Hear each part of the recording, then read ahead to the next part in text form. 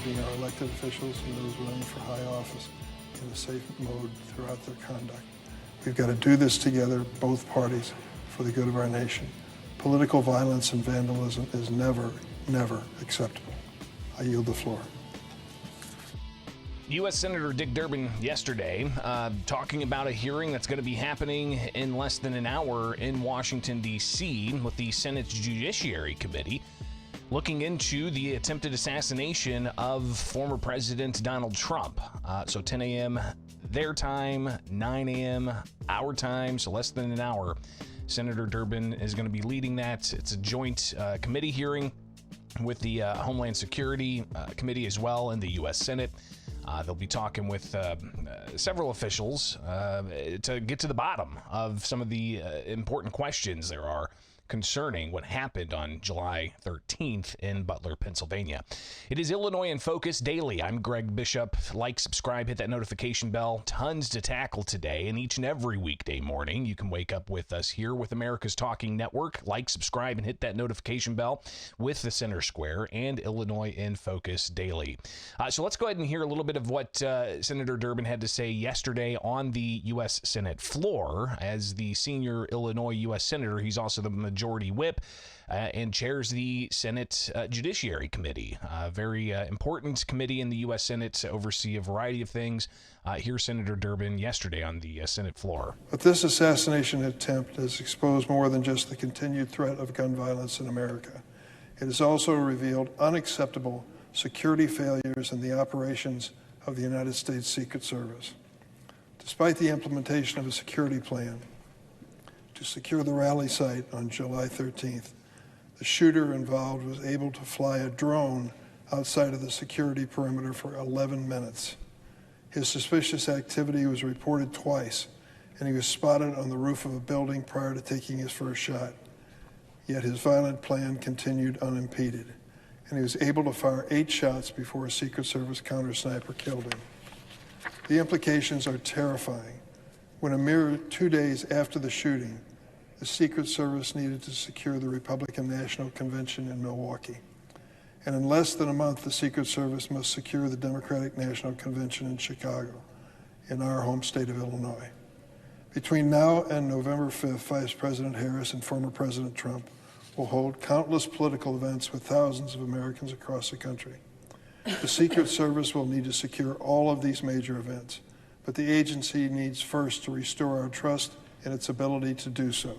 So I think that's a pretty important aspect here in talking about, of course, the countless rallies that are expected with both the presumptive Democratic nominee, Kamala Harris, and the Republican nominee, Donald Trump, but you've also got the vice presidential candidates who are likely to be out, and they need Secret Service protection as well. But after what happened July 13th and the confidence that has been shook of the Secret Service, what kinds of things are they hoping to uncover with this hearing happening today, led by Illinois U.S. Senator Dick Durbin? During this hearing, we will hear from Acting U.S. Secret Service Director Ronald Rowe about the security failures on July 13th and what the Secret Service is doing to rectify those issues. We will also hear from FBI Deputy Director Paul Abate, who will provide an update on the FBI's investigation into the assassination attempt. This hearing follows a briefing the Secret Service and FBI provided to members of both committees last week. There are many questions which the American public deserves answers to, including, why was the shooter able to conduct a renaissance at the fairgrounds on the morning of the rally? How and when was he able to bring an assault rifle on the premises? Why was the building from where the gunman shot excluded from the Secret Service security perimeter, despite being within range of an AR-15, the most popular rifle in America? Why was the gunman able to conduct a reconnaissance and move about freely, even after being identified as a suspicious person, without any intervention by local or federal law enforcement until it was too late? What organizational and on-the-ground changes has the Secret Service implemented since this occurred to ensure better security in the future? Which of these changes were in place in time for the Republican National Convention? And and which are still in the process of being implemented for future events such as Democratic National Convention. So again, the Democratic National Convention next month in Chicago. And of course, you can wake up with us live each and every weekday morning. We'll be on the ground with the Center Square at the DNC in Chicago. Obviously, having been at the Republican National Convention earlier this month, seeing the security apparatus just days after the attempted assassination of Trump, it was a pretty secure event. There were multiple checkpoints to get in, barricades with 8-foot tall ironclad fencing, and then concrete barricades to block vehicles another several blocks out. I imagine they're going to have the same thing in Chicago with a perimeter around the United Center and a perimeter around McCormick Place. But you've also got, all those questions that Durbin had laid out. And again, we live to tape, streaming at America's Talking Network on YouTube. If that stream drops, be sure to check out the segments if there's anything you missed, because we do record those locally, so you can get that.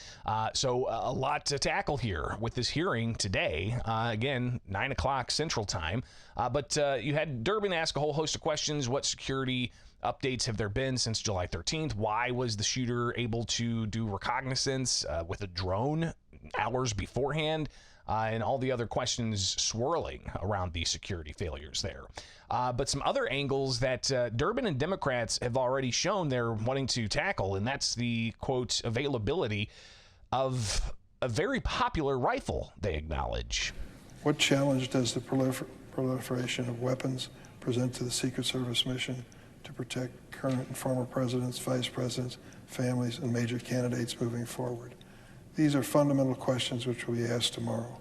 There is an urgent need for bipartisan collaboration in Congress to provide these answers to the American people as soon as possible, so that the Secret Service can begin to rebuild trust and more effectively fulfill its mission.